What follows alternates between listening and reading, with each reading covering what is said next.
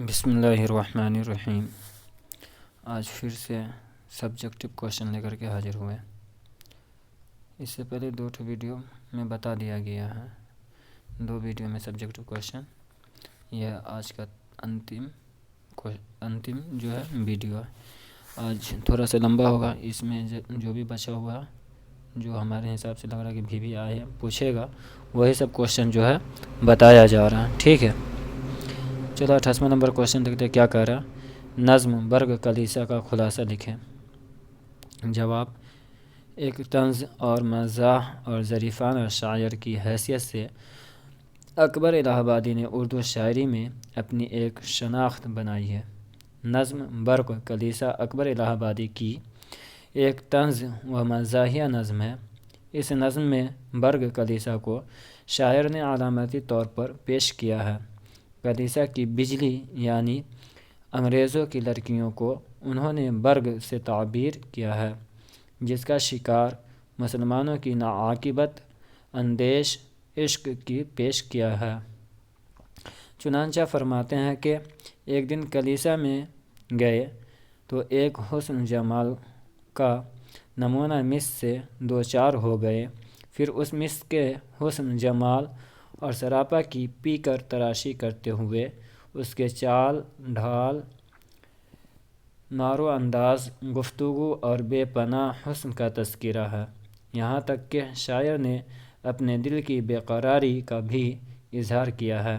مس سے اظہار عشق بھی فرماتے ہیں۔ یہاں پہ دھیان دیجیے گا، سب سے اوپر میں شروع میں جو ایک طنز جواب کے پاس وہاں پہ غلط لکھا ہوا ہے، ایک ہی لکھا ہوا ہے۔ یہاں پہ آپ کا ہو جائے گا ایک، کیا ہو جائے گا؟ ایک ہو جائے گا۔ دوسرا آپ کا طنزیہ و مزاحیہ نظم ہے نا، تو آپ طنزیہ بھی لکھ سکتے ہیں مگر طنز بہتر ہوگا، ٹھیک ہے۔ مس تیور چڑھا کر محبت کی قبولیت کے بجائے پوری مسلم قوم کو ہدف تنقید بناتے ہوئے اسلام اور اس کے اصول و نظریات پر سخت تنقیدیں کرتی ہے۔ شاعر مس کے تمام اخراجات کو خاموشی سے سن لیتا ہے، پھر اسلام، تہذیب اور مسلمانوں کے کھوکھلے اسلام کا رونا روتے ہوئے مس سے کہتے ہیں کہ اب مسلمانوں میں پہلی سی اسلامی جوش اور حمیت یعنی ہمت و غیرت نہ رہی، اور یہ کہ آج کا مسلمان صرف ناکام مسلمان ہے۔ اگلا کوشچن آج کا دیکھتے ہیں، 29واں نمبر کوشچن۔ یہاں پہ آپ دھیان دیجیے گا، بناتے ہوتے ہوئے ہیں، یہاں پہ ہوتے نہیں بناتے ہوئے ہے نا، یعنی ہدف تنقید بناتے ہوئے اسلام اور اس کے اصول و نظریات پر سخت تنقید کرتی ہیں، ٹھیک ہے۔ چلو اگلا کوشچن دیکھتے ہیں، 29واں نمبر کوشچن۔ انشائیہ ہجرت کا مرکزی خیال واضح کیجیے۔ جواب میں لکھا ہوا: اردو انشائیوں کی روایت میں احمد جمال پاشا کی شخصیت اہم ہے۔ وہ ایک کل وقتی ادیب تھے۔ انشائیہ ہجرت احمد جمال پاشا کی شاہکار تخلیق ہے۔ اس انشائیہ میں پاشا نے خانہ بدوشوں کو موضوع بنایا ہے۔ ہجرت کا مطلب سفر ہوتا ہے اور خانہ بدوش سفر میں رہتے ہیں۔ خانہ بدوش کے قافلے کا سفر اس طرح گزرتے ہیں کہ وہ اپنے سامانوں کو گھوڑوں اور کھچروں پر لاد لیتے ہیں۔ کسی کھچر پر سامان ہے تو کسی پر مرغا اور طوطے ہیں تو کسی کھچر پر آٹا پیسنے والی چکی۔ قافلے کے آگے قلعہ کا سردار سینہ پھیلاتے ہوئے چلتا ہے اور قافلہ کے لوگوں کی حفاظت کرتا ہے۔ اس طرح خانہ بدوش کا قافلہ قطار کی شکل میں سفر کرتے ہیں۔ خانہ بدوشوں کو بنجارہ بھی کہتے ہیں۔ انشائیہ نگار کے مطابق ان بنجاروں کے پاؤں میں نہ جانے کب تک سفر کا چکر لگا رہے گا اور نہ معلوم وہ کب تک اس طرح چلتا رہے گا۔ شہر کے آبادی کے باہر کچھ دنوں کے لیے ڈیرہ جما کے بنجار انشائیہ نگار کے ذہن میں خیالوں کا جنگل تیار کر دیتے ہیں۔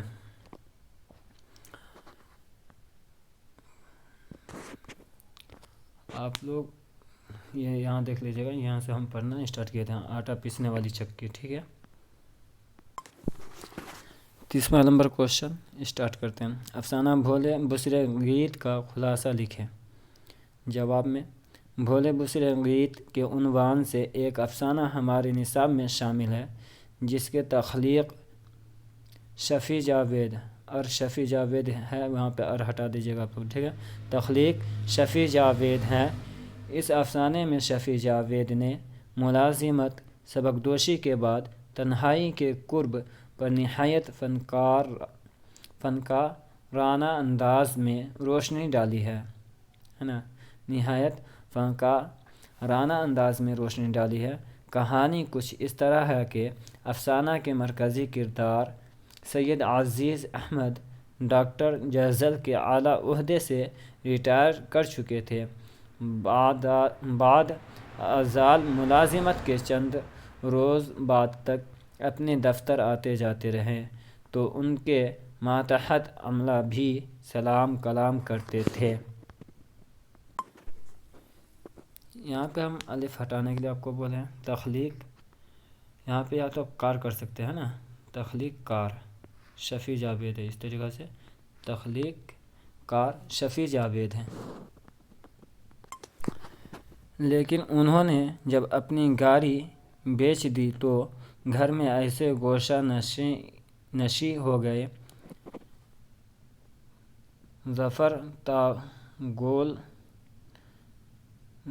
ظفرتاً لوگوں سے ملنا جلنا کم ہو گیا۔ لوگ رفتہ رفتہ یہ بھی بھول گئے کہ عزیز احمد نام کا کوئی ڈائریکٹر جزل بھی تھا۔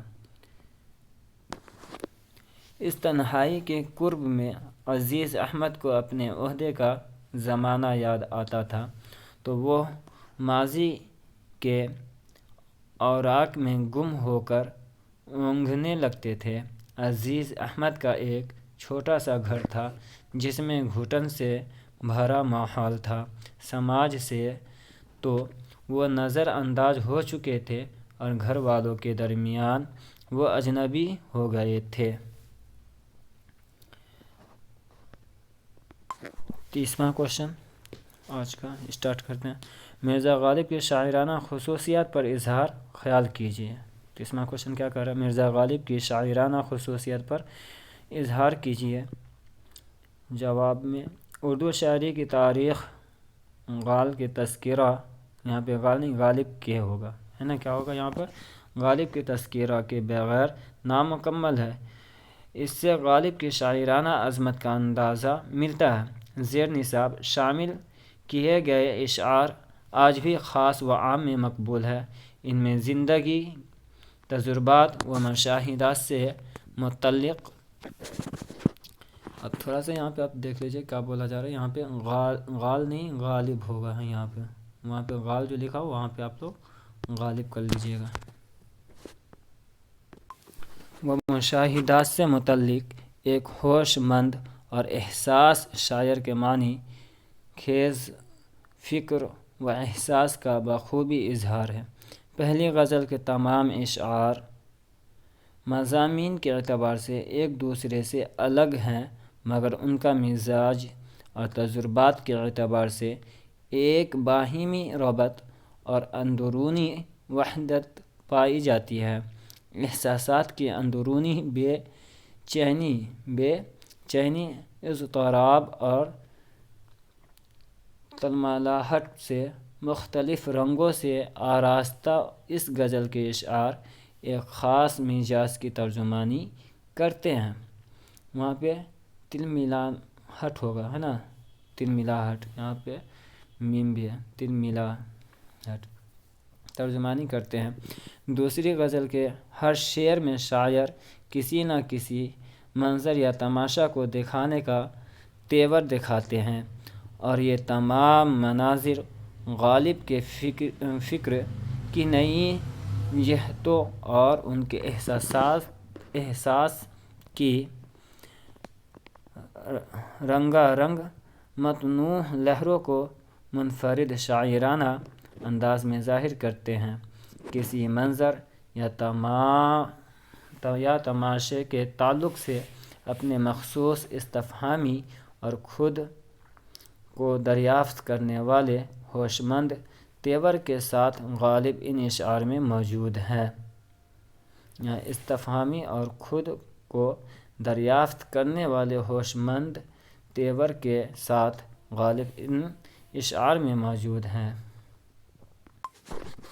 اگلا کوشچن 31واں نمبر کوشچن کہہ رہا درذیل اقتباس کی 1/3 الفاظ میں تخلیص لکھے، یعنی تخلیص کرنے کے لیے آپ کو بول رہا۔ تخلیص وہ بھی کس کے بارے میں بول رہا؟ خانہ بدوشوں کے مقابلے میں بول رہا۔ چلو دیکھتے ہیں پورا بات یہاں پہ کیا بول رہا اور اس کا تخلیص کرنا ہے۔ ان خانہ بدوشوں کے مقابلے میں مذہب انسان کتنا معذور نظر آتا ہے۔ اس کی خواہشات کا لال قلعہ تو بس ایک مکان ہوا کرتا ہے جسے وہ زندگی بھر جوڑ بٹور کر کسی طرح بنا بھی لیتا ہے، پھر اس سے بقیہ زندگی بلکہ پشتوں تک تفیلی بیل کی طرح چمٹا زندگی نچوڑتا رہتا ہے۔ خانہ بدوش کا گھر اور دھندا تو معصوم بچے کے ریت کا گھر ہے۔ خانہ بدوش تو زندگی کا کمہار ہے جس کے چاک سے روزانہ طرح طرح کے گھر دھندے بنتے رہتے ہیں، یعنی گھر بناتے رہتے ہیں، ڈھاتے رہتے ہیں۔ ادھر ذرا کسی زندگی کے کھلونے کی شکل بگڑی اور اس نے اسے مٹی کے لوندے میں ملا کر پھر مٹی سان دیا۔ یعنی ایک کمہار کا یہاں پہ بات بولا جا رہا کہ جیسے کمہار کوئی برتن بناتا ہے اور پھر جیسے وہ برتن جب تیار کرنے لگتا ہے تو اس کی شکل بگڑتی ہے تو اس کو توڑ کر کے پھر اس کو ملا دیتا ہے، مٹی کے اندر ملا کر کے پھر سے بناتا ہے۔ وہی اسی کا جو ہے یہاں پہ آپ کو اگزامپل میں دے کر کے بتایا جا رہا۔ تلخیص کیا کہہ رہا ہے اس کے بارے میں لکھنے کا۔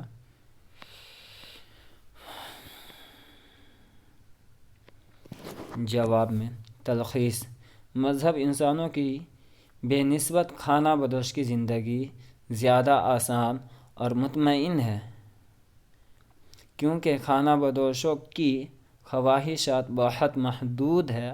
بس زندگی بھر جوڑ توڑ کر کے کسی طرح ایک پھوس کی جھوپڑی بنا لی جو اس کے کئی پشتوں کے لیے کافی ہوتا ہے۔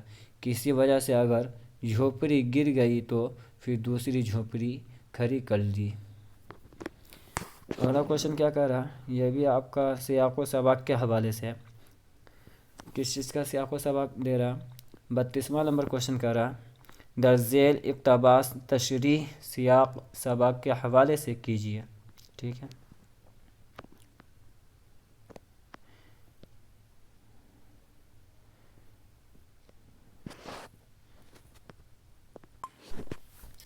اقتباس انشائیہ کیا ہے؟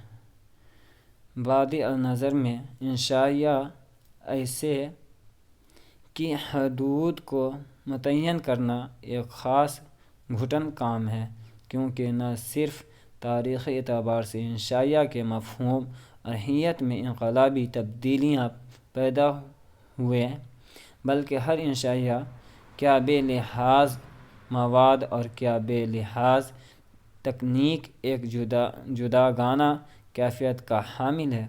تاریخی اعتبار سے لیمپ در رجسٹر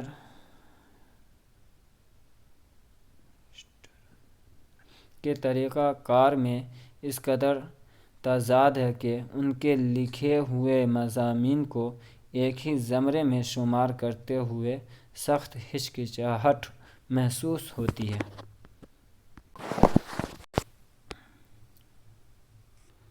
یہاں پہ آپ لوگ یاد رکھیے گا، یہاں پہ غلط لکھا ہوا ہے، لیمپ اور ہوگا یہاں پہ، ٹھیک ہے، کیا ہوگا؟ اور ہوگا، اور یہاں پہ तन नहीं टन होगा, क्या होगा टन, यानी पूरा हम ऊपर में लिख देते हैं बड़ा करके, और चसर टन, चसर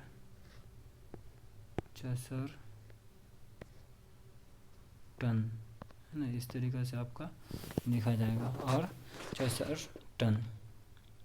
ठीक है, आप लोग लिख लीजिएगा, देख लो कैसे लिखा हुआ, और चसर टन होगा, और वहाँ पे लैम्प सही लिखा हुआ, खाली वहाँ पे अलिफ का छूटा हुआ था, और वहाँ ते है ना, चसर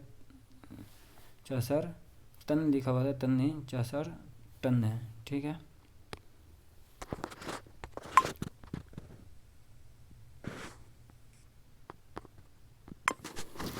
जवाब तशरीह पेश नज़र इक़्तिबास वज़ीर आगा के शामिल निसाब मज़मून इंशाइया क्या है से माखूज़ है। इस इक़्तिबास में मज़मून निगार ने सिन्फ़ इंशाइया की तारीफ़ करते हुए इसकी माहियत, वहाँ पे हमज़ा होगा ऊपर में, ठीक है, माहियत पर रोशनी डाली है। चुनांचे हियत में कितनी इनक़लाबी तब्दीलियाँ पैदा हो चुकी है, इसलिए कि मवाद और तकनीक के लिहाज से हर इंशाइया जुदागाना कैफियत का हामिल होता है, क्योंकि तारीख़ी एतबार से दो मग़रबी इंशाइया निगारों के इंशाइया की तारीफ़ में काफ़ी तज़ाद पाया जाता है।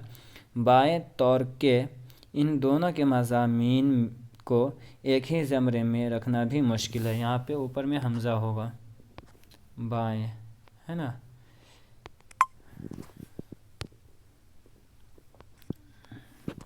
ऊपर में हमज़ा आएगा, बाएं हो जाएगा। बाएं तौर के उन दोनों के मज़ामीन को एक ही ज़मरे में रखना भी मुश्किल है। मुख्तसर ये है कि आज की तारीख़ में वज़ीर आगा के ख़याल में इंशाइया की कोई जामा तारीफ़ पेश करना भी एक मुश्किल काम है। थोड़ा सा ऊपर चलते हैं,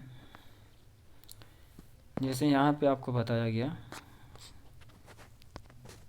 यहाँ पर, ठीक है ना, और चरिस्टन, है ना, और चरिस्टन, यहाँ पर और चरिस्टन। हो सकता है कि आपको ये लाइन पढ़ने में हमसे मिस्टेक हो गया हो, एडिट नहीं करेंगे हम, इसको सुनेंगे नहीं, अगर मिस्टेक हो गया हो तो माफ़ कर दीजिएगा, वो आप यहाँ पे स्क्रीनशॉट लेकर के देख लीजिएगा। ठीक है, 33 नंबर क्वेश्चन कर रहे हैं, दर्ज झेल इक़्तिबास तशरीह सयाक़ सबाक़ के हवाले से कीजिए। सवाल, दर्ज झेल इक़्तिबास की तशरीह सयाक़ व सबाक़ के हवाले से कीजिए। ऐ शहज़ादे तेरी ये हालत है, किसी की देख कर मुझे याद आया, और यही मैं हर एक किसी तरह तुझे मैं मुल्क सादिक के पास ले चलूँ और तेरे चचा का जुल्म बयान करूँ।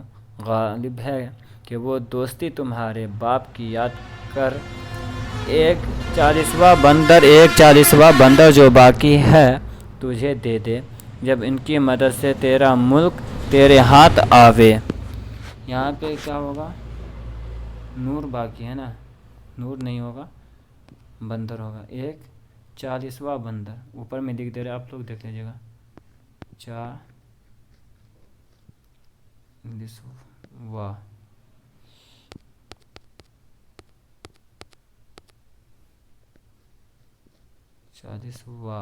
है ना, वाह 40वां।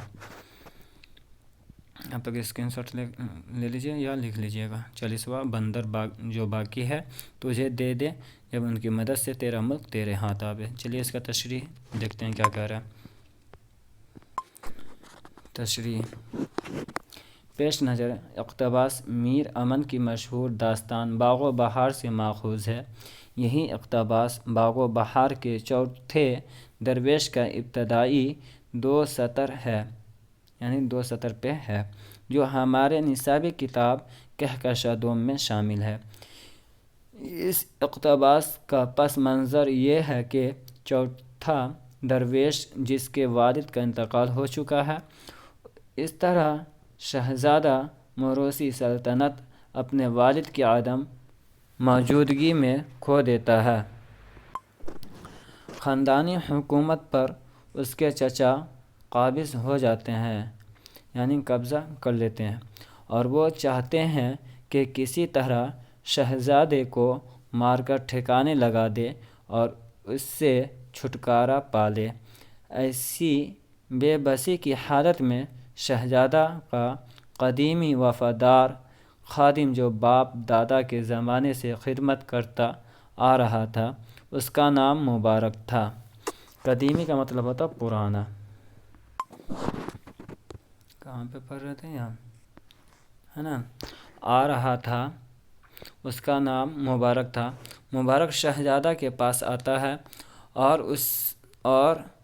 اسے تشفی دیتے ہیں وہاں پہ، اور کیا چیز چھوٹا ہوا، تسلی، ہے نا؟ اور اسے یہاں پہ الف بھی آئے گا، کیا آئے گا؟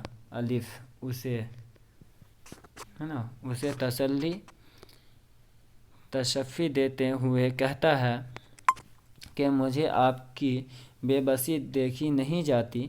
میں نے سوچا ہے کہ آپ کو جناتوں کے بادشاہ ملک صادق کے پاس لے جاؤں اور آپ کے ظالم چچا کا ظلم بیان کروں۔ ملک صادق آپ کے والد کے دوست ہے، شاید اس کو رحم آ جائے اور 40واں بندر آپ کو دے دے اور اس کی مدد سے آپ کے والد کا ملک آپ کو واپس مل جائے۔ اگلا کوشچن آگے بڑھتے ہیں، دیکھتے ہیں کیا کہہ رہا ہے۔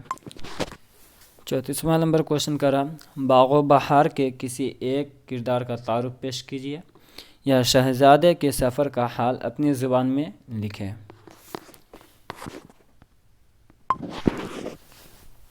جواب: شامل نصاب داستان میں چین کے ایک یتیم شہزادے کی کہانی ہے۔ شہزادہ دراصل چین کے ایک بادشاہ کا بیٹا ہے۔ بادشاہ کا بے وقت انتقال ہو جاتا ہے اور شہزادہ بے یار و مددگار رہ جاتا ہے۔ اس کے چچا اس کے باپ کی حکومت پر قبضہ کر لیتے ہیں اور شہزادے کو کسی طرح مار ڈالنے کی کوشش کرتے ہیں۔ مبارک جو اس کے باپ کا پرانا نمک خوار ہے یا پرانا خادم ہے نا، یا قدیمی خادم یعنی نوکر، وہ شہزادے کی مدد کے لیے اٹھ کھڑا ہوتا ہے اور اسے جناتوں کے بادشاہ ملک صادق کے پاس لے جاتا ہے اور اس سے شہزادے کا تعارف کرواتا ہے۔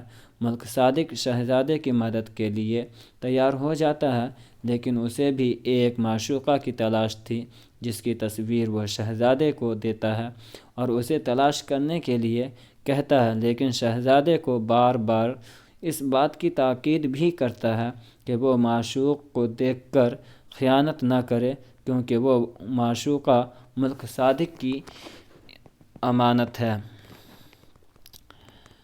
نابینا فقیر بھی اپنی بیٹی کی کہانی الگ سے بیان کرتا ہے اور کہتا ہے اس کے ملک کا شہزادہ بھی اس کی بیٹی کے حسن و جمال کی شہرت سن کر اس پر فریفتہ ہو گیا اور شادی کی پیشکش کر دی۔ اس طرح دونوں طرف سے شادی کی تیاریاں ہونے لگتی ہے۔ یہاں پہ آپ لوگ اسکرین شاٹ لینا تو لے لیجئے۔ مختصر یہ کہ شہزادہ طویل سفر کرنے کے بعد اپنے منزل مقصود پر پہنچ جاتا ہے اور اس کو ملک صادق کی گمشدہ محبوبہ حاصل ہو جاتی ہے اور وہ ملک صادق کی خواہش بھی پوری کر دیتا ہے۔ یہ خلاصہ کا یہ انتم کوشچن ہے آپ کا 35واں نمبر کوشچن، افسانہ پرومس کا خلاصہ لکھے۔ جواب: نصاب میں شامل افسانہ پرومس خاتون افسانہ نگار جیلانی بانو کی تخلیق ہے۔ یہ ایک حقیقت پسند افسانہ ہے جس میں افسانہ نگار نے موجودہ دور کے مادہ پرستی اور انسانی رشتوں کے کھوکھلے پن کو اجاگر کیا ہے۔ اس افسانے میں موجودہ ہندوستانی ماحول کے ایک خوشحال خاندان کی کہانی ہے جس کی مرکزی کردار تو نام کی ایک ضعیفہ خاتون ہے جو ایک جاگیردار خاندان سے تعلق رکھتی ہے۔ امو کے شوہر ایک وکیل ہے لیکن ان کی آمدنی معقول نہیں تھی، لیکن امو ایک ذی شعور خاتون تھی، اس لیے انہوں نے اپنے آپ لوگ اسکرین شاٹ لیے ہوں گے تو تھوڑا سا دھیان دیجیے گا۔ یہاں پہ مرکزی کردار امو نام کی ہے. یہاں پہ کیا ہوگا؟ امو نام کی ایک ضعیفہ خاتون ہے. ٹھیک ہے. انہوں نے اپنے چاروں بچوں کو اعلیٰ تعلیم دلوایا. چاروں بچوں کے نام اس طرح تھے: جمشید، خورشید، رشید اور حمید. ان میں سے جمشید، خورشید اور رشید کو امو نے زمین بیچ کر ڈاکٹر اور انجینئر بنوایا، لیکن چھوٹا لڑکا حمید تمام کوششوں کے باوجود تعلیم حاصل نہیں کر سکا. اور یہاں پہ باوجود، یہاں پہ بھی دال چھوٹا ہوا ہے نا، باوجود تعلیم حاصل نہیں کر سکا اور اپنے ذوق کے مطابق، یعنی ذوق و شوق کے مطابق ایک سیاسی پارٹی میں شامل ہو گیا اور ترقی کر کے مرکزی حکومت میں وزارت کے عہدے پر پہنچ گیا. اور یوں بڑے بیٹے نے ملازمت حاصل کر لیا اور ماں کو ہندوستان میں چھوڑ کر امریکہ میں سکونت پذیر ہو گئے. اسی دوران امو کینسر جیسے موذی مرض میں مبتلا ہو گئی اور مسلسل 2 سالوں تک بستر پر پڑی رہی. امو کے تمام بیٹوں نے یہ عہد کیا تھا کہ ہم لوگ ماں کے جنازہ میں ماں کی میت کو کاندھا دیں گے اور ماں کے آخری سفر میں سب بھائی شریک ہوں گے. لیکن جب بیماری کی شدت کی وجہ سے امو کی حالت نازک ہو گئی اور بیٹوں کو فون کیا گیا تو امریکہ میں رہنے والے تینوں بیٹے آ بھی گئے، لیکن وہ محدود وقت لے کر آئے تھے اور ماں کی موت میں کئی دنوں تاخیر ہوئی. اس لیے وہ لوگ جنازہ کے اخراجات کے لیے ڈالر اور ریال دے کر واپس ہو گئے. یہ تو امریکہ والوں کی بات تھی، لیکن امو کا سب سے چھوٹا بیٹا حمید جو ہندوستان میں تھا اور وزارت کے عہدہ پر فائز تھا، وہ بھی اپنی مصروفیت کی وجہ سے جنازے میں شریک نہ ہو سکا. نتیجہ یہ ہوا کہ ماں یعنی امو یہ تمنا لیے ہوئے اس دنیا سے چلی گئی کہ ان کے بیٹے ان کی موت کے بعد ان کے جنازہ کو کاندھا دیتے، جیسا کہ ان لوگوں نے ماں سے پرامس وعدہ کیا تھا. لیکن اے بسا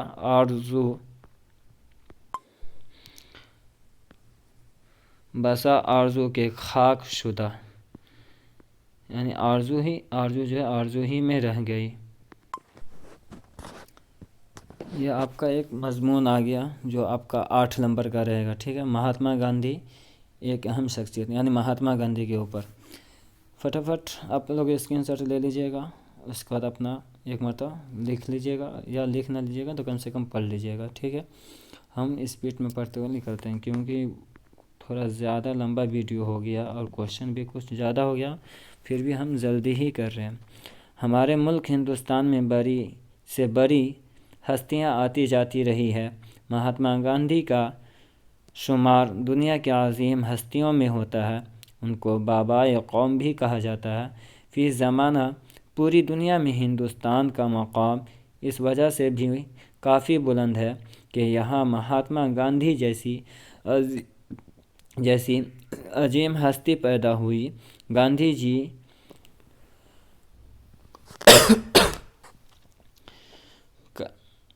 کاٹھیا واڑ کی ریاست پوربندر یعنی گجرات میں 2 اکتوبر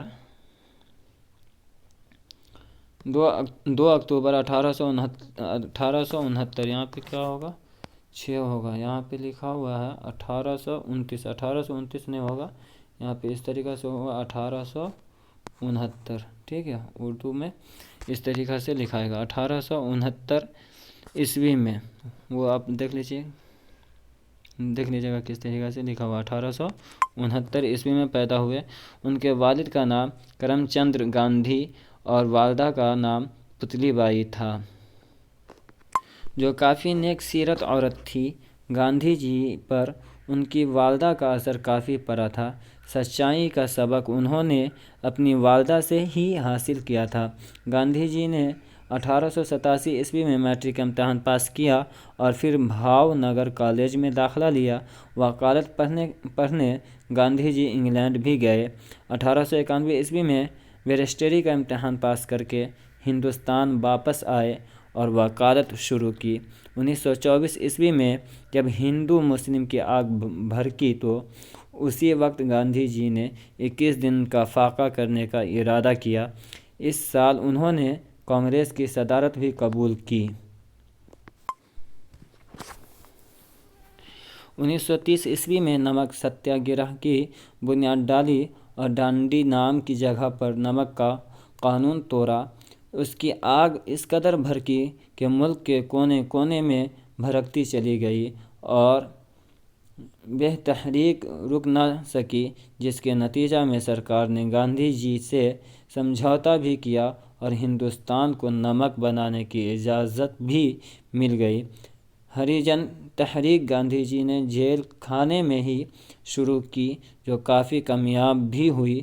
گاندھی جی کی ہستی ہر لحاظ سے قابل قدر ہے۔ جو ہمارا نوٹس تیار کیا گیا تھا اسی میں کا یہ کوشچن ہے، وہ ٹائپنگ میں جو ہے کہیں کہیں پہ غلطی کر دیا ہے، ٹھیک ہے۔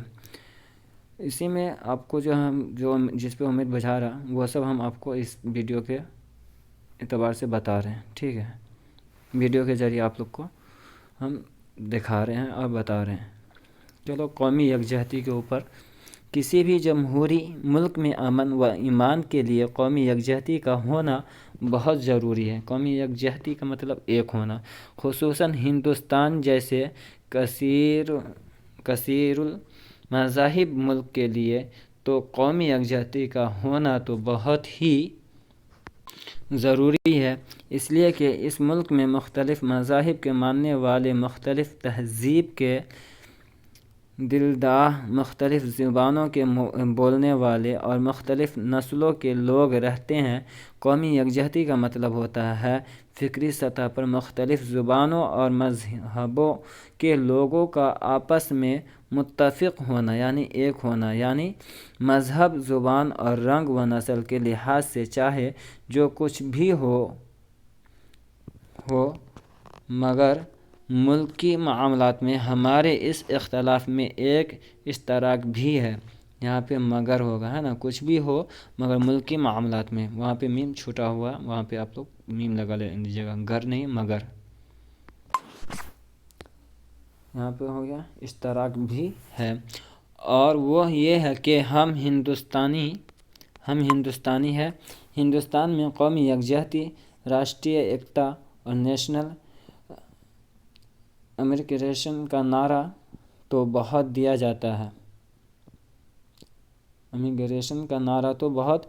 جاتا ہے، لیکن یہ نعرہ صرف نعرہ ہی ثابت ہوتا ہے، عمل سے اس کا دور کا بھی واسطہ نہیں ہوتا ہے۔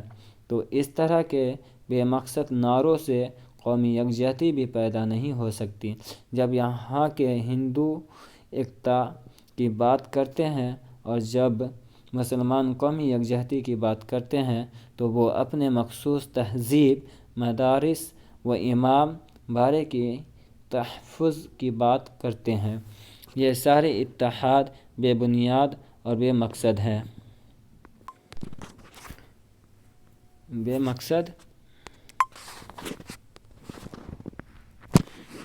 ہیں۔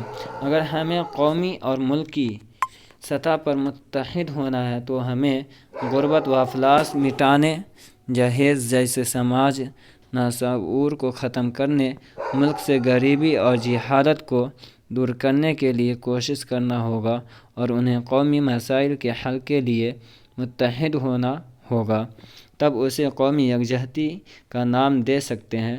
قومی یکجہتی کا مفہوم یہی ہوتا ہے، قومی سطح کے مسائل و معاملات کو حل کرنے کے لیے ہم متحد ہوں تو ہم صحیح معنوں میں قومی یکجہتی کا مظاہرہ کر سکتے ہیں اور ملک و قوم کو مضبوط بنانے میں معاون ثابت ہو سکتے ہیں۔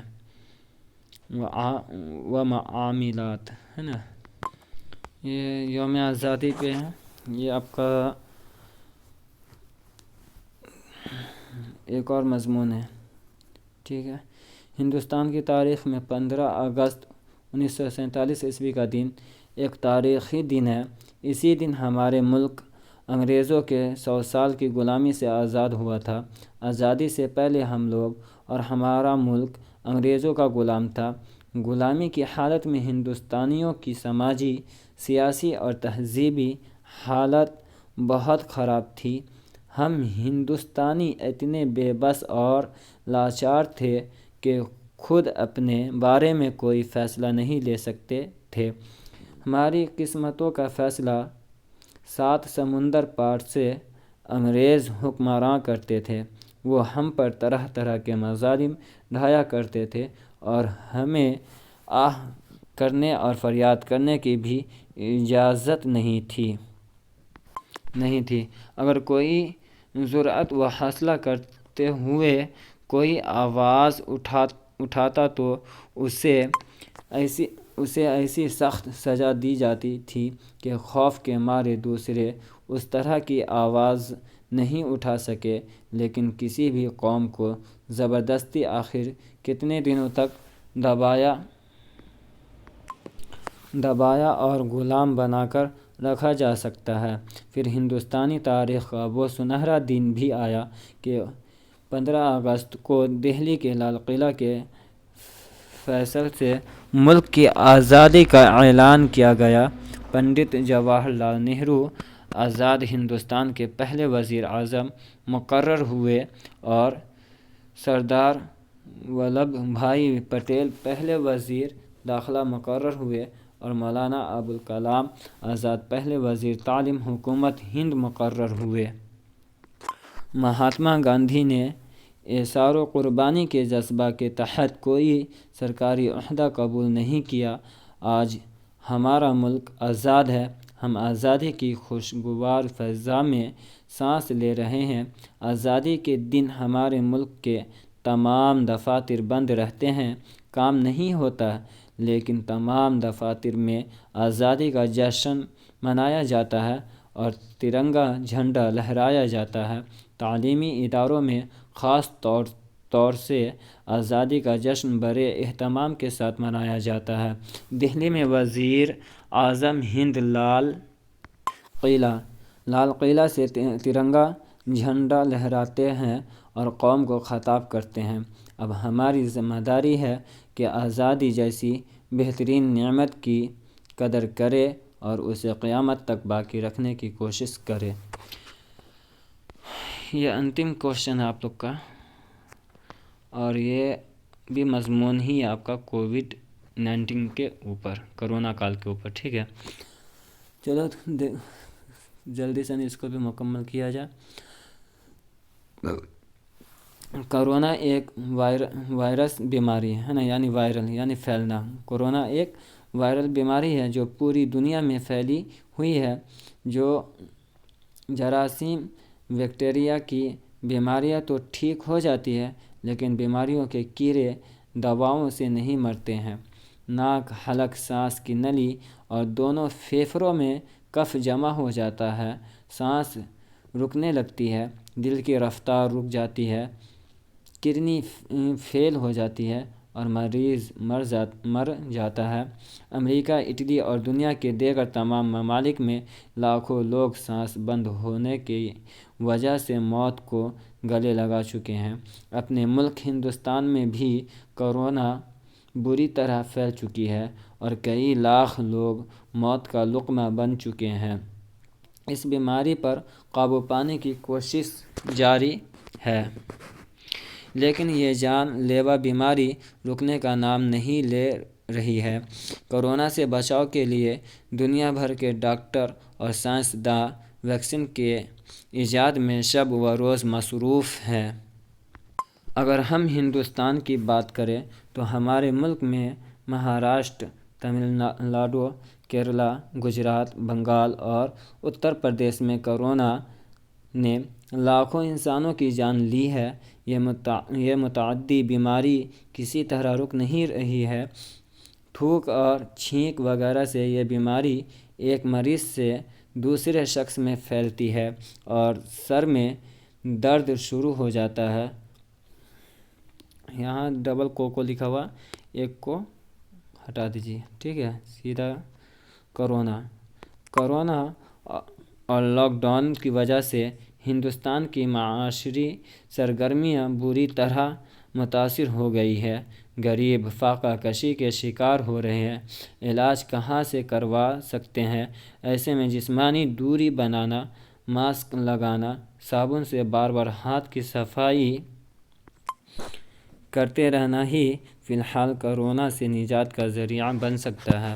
مختصر یہ کہ کووڈ-19 ایک خطرناک اور جان لیوا بیماری ہے۔ دیگر ممالک کی طرح ہندوستان بھی اس بیماری کا بری طرح شکار ہو چکا ہے۔ ویکسین کا ایجاد بھی ہوا، لیکن دیکھنا یہ ہے کہ اس بیماری پر کب تک قابو پایا جا سکے گا، یہ کہنا قبل از وقت مشکل ہوگا۔ یہ ایک ایسا عذاب ہے جس سے قدرت ہی دنیا کو نجات دے سکتی ہے۔ یہاں آج کا آپ کا جتنا بھی آئی کوشچن تھا وہ سب آپ لوگ کو بتا دیا گیا۔ آپ کو ہر ویڈیو مختصر طور پہ ہی بنا کر کے بتایا گیا ہے۔ یہ پہلا ویڈیو ہے جو تھوڑا لمبا ہو گیا۔ اور ایک بات اور آپ لوگ دھیان میں رکھیے گا کہ لم سم جہاں تک ہو سکا ہم لوگ جو ہے آپ لوگ کی تیاری کے لیے محنت کر چکے ہیں۔ انشاءاللہ ضرور اس میں سے 70+ ہی ٹکرائے گا، سبجیکٹیو آبجیکٹیو وغیرہ لے کر کے۔ دوسرا بات یہ کہنا کہ کیا آپ لوگ کو درخواست یا خطوط کے بارے میں، اور خطوط کیسے لکھیں، درخواست کیسے لکھیں، مضمون کیسے لکھیں، اس کے بارے میں بتا دیں۔ اگر آپ لوگ جاننا چاہتے ہیں تو کمنٹ کر کے ضرور بتا دیں، کیونکہ آپ لوگ کا پرسوں سے امتحان شروع ہے۔ یہ آپ لوگ کا انتم ویڈیو ہے۔